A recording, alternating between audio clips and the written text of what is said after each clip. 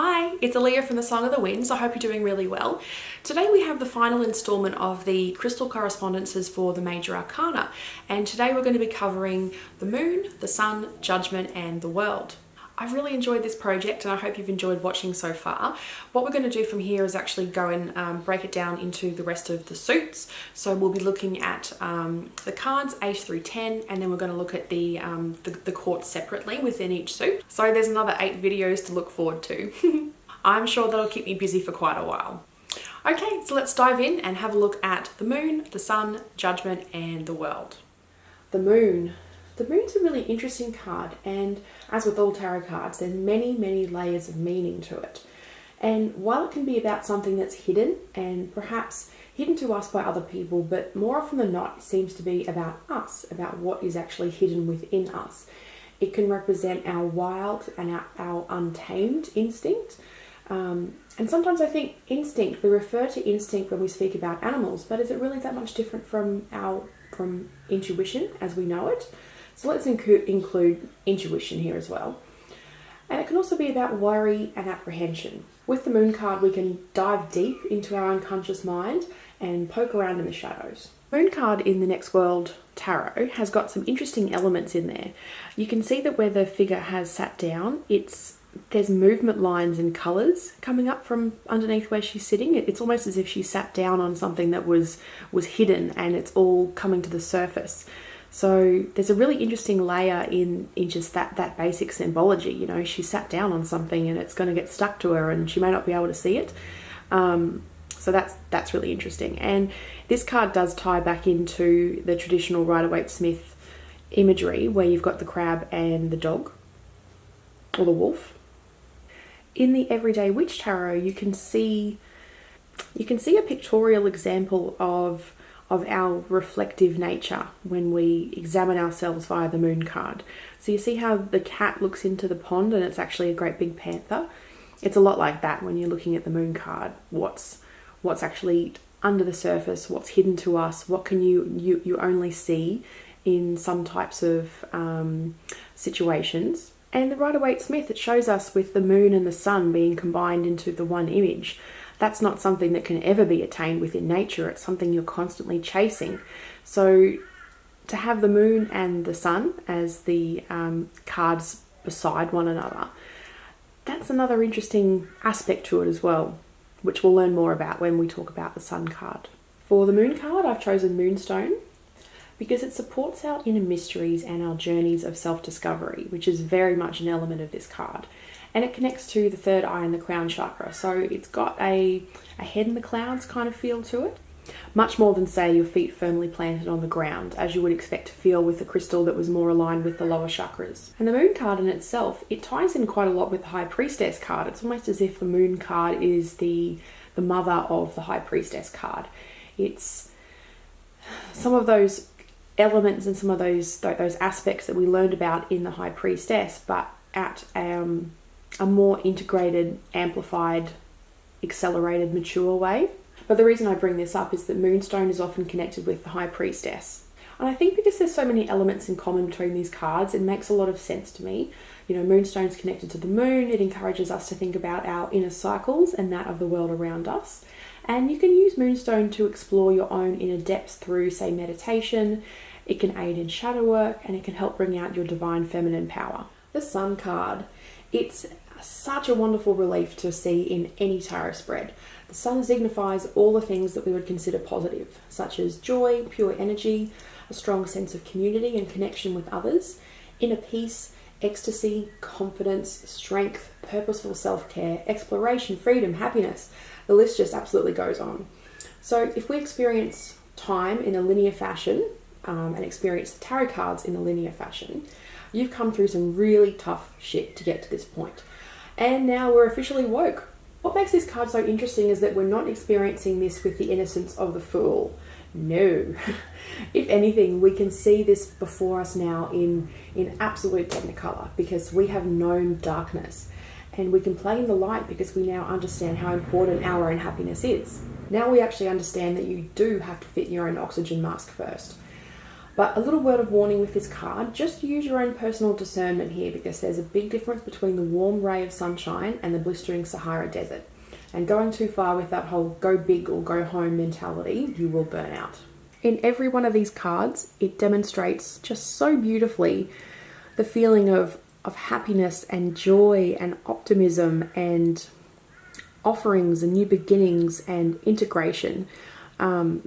It's a card where even if you don't read tarot and you don't have any experience with it, if you were getting a reading and you saw the sun card, you would think, oh, that's got to be a good card, right?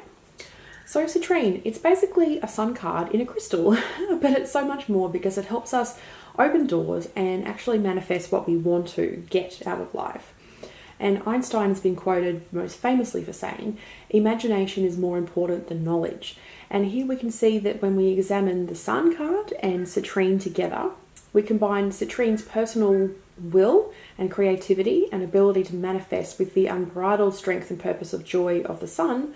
Absolutely anything is possible. We go beyond the realm of what has been and consider what could be. And this is especially powerful when you consider the path that you've had to reach to get to the sun card.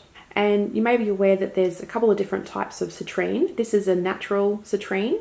So the colour comes from a natural heat process within the earth, but the colour is quite sort of muted. It's sort of a muddy, browny yellow colour at best, and it's translucent. The citrine that you normally see on the market is actually heat-treated amethyst. The natural citrine is more about what we've spoken about before with the manifestation and the will, and the treated, it helps bring about more joyous feelings within you, helps you become more outgoing and assertive, and also helps you set emotional boundaries with people. So being comfortable with saying, yeah, no, that's not cool, please don't do that again. And not just having to put up with whatever people say or do. They're both really incredible crystals in their own way, so don't get caught up in thinking that one is better than the other. It's like comparing apples and oranges. They're both fruit. They're both really good for you. They each have their own individual, properties, aka vitamins. And yeah, I think everyone should have one. Judgment. This could be a really tricky card. It can sometimes be described as when we come together within ourselves and we see our past actions without judgment and allow that to integrate within ourselves. But it's also where we can see the actions of others or larger situations holistically. And this card can trip up a lot of people because in many ways it's similar to the Justice card, but where the Justice card begins, judgment is tying up all the loose ends. It's where you feel ready to make a big choice or accept your past failings and know that like rocks on the seashore, each wave, each decision, each action, each movement that we take, it wears the rock down just a little and nothing will change that. It's coming to terms with judgment. We finally recognize that the pits and the holes and the worn edges of all those different rocks are beautiful. So if you imagine going to a stone beach and seeing all those rocks, that's you, that's us, that's everyone, that's everything. There's beauty in that. And each wave that has created those carvings within the rock has washed away and created sand and gone somewhere else. So you can almost look at it like the butterfly effect, where there's a ripple that goes out into the universe. Every action has become this tiny little grain of sand that impacts upon someone else, and that can help change them in profound ways as well. You see what I mean about thinking holistically about this card? It's really big concept stuff. But to accept all these different rocks and to accept us as our own weirdly carved shaped rock and all these other people that are their own rocks. I don't mean that to accept that you have to give in. In fact, I think it actually highlights the ways that you might want to say, fight and change a system. You might want to make further changes within yourself, shed old paradigms and embrace new ideas. And I guess for many of us, this card is really aspirational because none of this is easy to do. This is hard. This is hard for most of us to actually look back at ourselves and be okay. Just be a bit more kind to ourselves that time that we said the wrong thing and we hurt someone's feelings, or we got embarrassed, or something happened at school, or just all of the many ways that humans latch onto and relive these painful moments of our lives. Actually integrating that within yourself and being okay and saying, I see you, I acknowledge you, I let you go with love, is probably one of the most tricky things that we could ever possibly do. But one thing is for sure, that if you get this card, it really is important to listen to its message. I think part of the reason why this card often freaks people out is in the Rider-Waite-Smith deck, there's such a heaven and hell judgment in the Bible sense, or vibe, I suppose. I can't think of the word I'm trying to say about this card. It is actually kind of scary. It's like the dead have risen and they're being called up to heaven. Like, oh my God, that's actually a really freaky thought. I think originally there was a lot of elements there about you being judged by other people and being judged by a higher power. And while that's still an aspect of it, I think it's more important now to look inward, to actually look at ourselves. In the Next World Tarot, there's just this confusion, and the distraction is highlighted so well in this card. That adds additional layers to it. What I love about the Next World Tarot is, as much as I bang on about ourselves personally and how much we need to actually work on ourselves and self-develop, there is a lot of benefit to be able to look at things from a global perspective and see things from a societal point of view.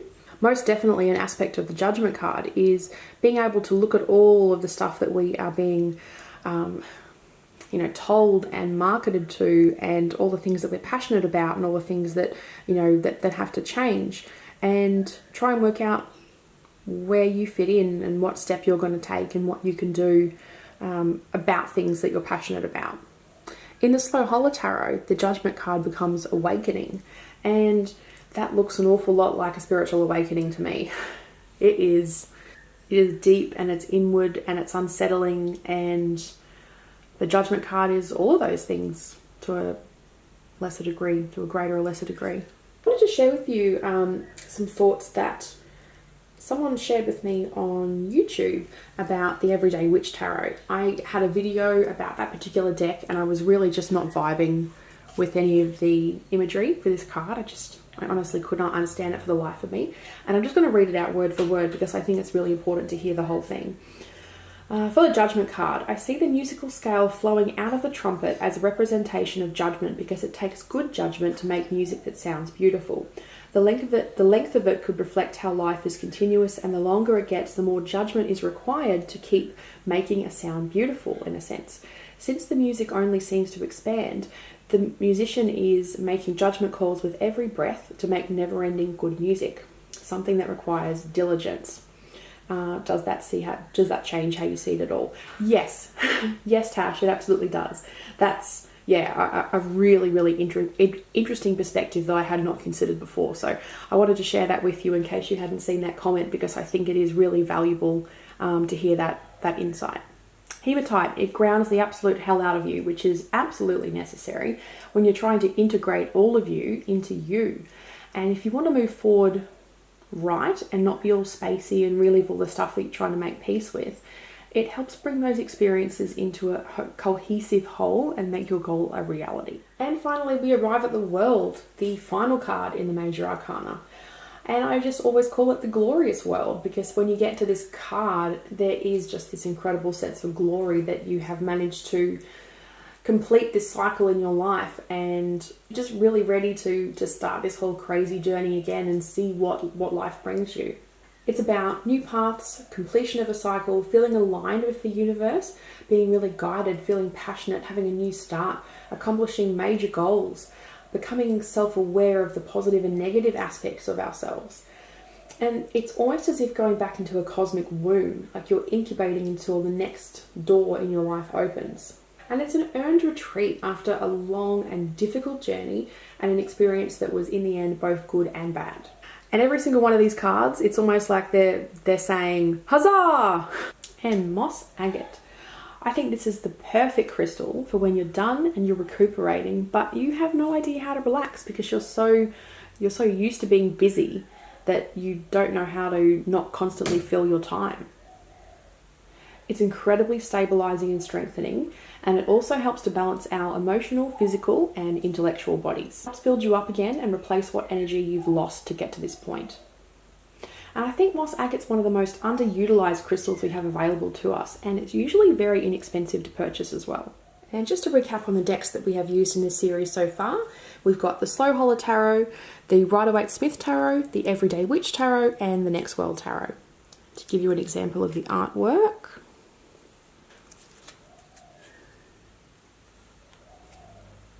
Holy. Okay. I feel like this might be a message for me. And then the crystals we've used for today, Moonstone for the Moon card. There's two different types of citrine here. That's for the Sun card. You've got Hematite for Judgment and Moss Agate for the World. Hooray! We did it! We got to the end of the majors. Thank you so much for watching. I really appreciate it when you take the time to watch, or leave a comment below. Perhaps subscribe to my channel if you haven't done that already. And if you like what you see here, please feel free to go back and have a look at some of my other videos. Most of my videos are tarot and crystal focused, so I'm sure there'll be lots of things to keep you entertained. And as always, until next time, I hope you have a lovely day, week, month, whatever it ends up being, and I'll speak to you again real soon. Bye!